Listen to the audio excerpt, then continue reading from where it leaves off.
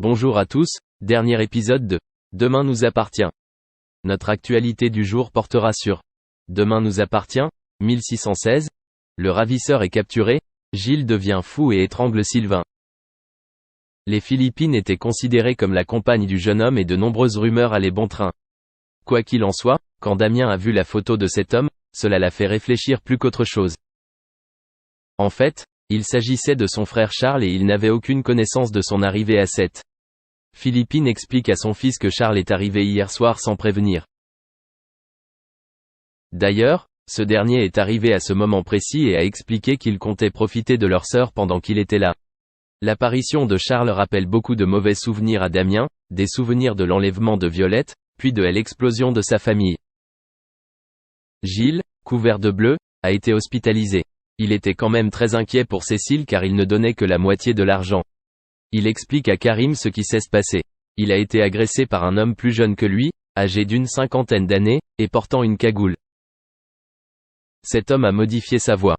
Il ne savait pas si l'homme en question était chrétien ou non. Mais peu importe. Gilles a avoué que Christian était venu le voir alors qu'il était à Lille pour lui expliquer que le seul but de Cécile était de le déshabiller comme elle l'avait fait avec lui.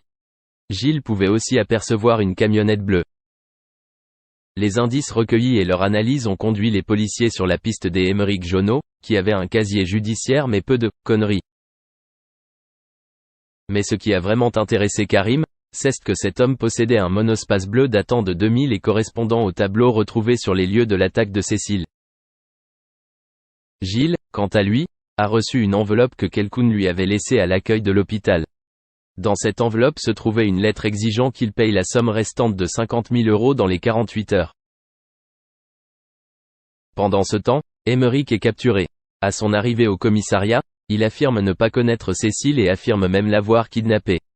Il a également affirmé ne pas connaître Christian. Tout cela était forcément une grave erreur, d'autant qu'au moment où Cécile a été kidnappée et agressée par Gilles, celui-ci était dans un bar en train de boire et de jouer. Il fallait vérifier tout cela et entre-temps, Karim l'a placé en garde à vue. C'est vrai qu'il n'a pas les qualifications pour être une tête pensante, mais il est fort possible qu'il soit complice. Gilles n'a rien appris ces derniers jours. Il s'est rendu chez Sylvain pour lui emprunter ses 50 000 €. Devant les réticences de Sylvain, Gilles s'emporte et s'en prend à son ami pour lui faire dire où se trouve son coffre-fort. Christelle effrayée arrive et empêche Gilles d'étrangler son mari. Merci d'avoir regardé et à la prochaine vidéo. N'oubliez pas de vous abonner à notre chaîne. En attendant, dites-nous ce que vous en pensez dans la section commentaires ci-dessous. C'est ça.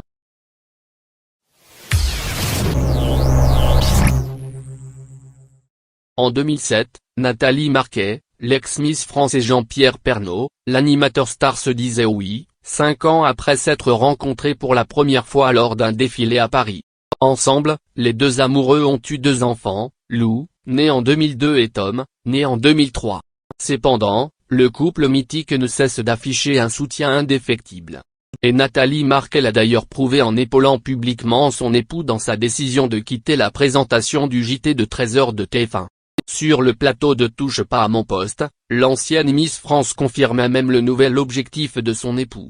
Mais si Nathalie Marquet file le parfait amour avec le journaliste depuis près de 20 ans, la Miss élue plus belle femme de France en 1987 avait déjà connu l'amour avec d'autres hommes.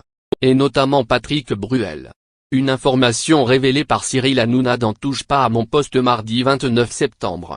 Mardi 29 septembre dernier, Cyril Hanouna recevait Nathalie Marquet. Sous les projecteurs de Touche pas à mon poste, la compagne de Jean-Pierre Pernaut a partagé avec les téléspectateurs quelques informations sur son passé. Elle est revenue sur sa vie intime. Avant Jean-Pierre Pernaut, elle a vécu pendant 1 an avec un acteur français de renommée. Nathalie Marquet et Jean-Pierre Pernaut forment un couple inséparable. Les deux amoureux vont pouvoir passer beaucoup plus de temps ensemble.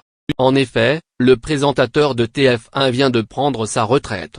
Cela fait maintenant presque 20 ans qu'ils se sont rencontrés. En décembre 2001, Nathalie Marquet remporte le concours de Miss France. À l'occasion de cet événement prestigieux, elle fait la connaissance du présentateur du JT de 13h de TF1. Jean-Pierre Pernaut et Nathalie Marquet n'ont pas perdu de temps. Quelques mois plus tard, leur première fille Lou voyait le jour. La petite Lou a aujourd'hui 17 ans.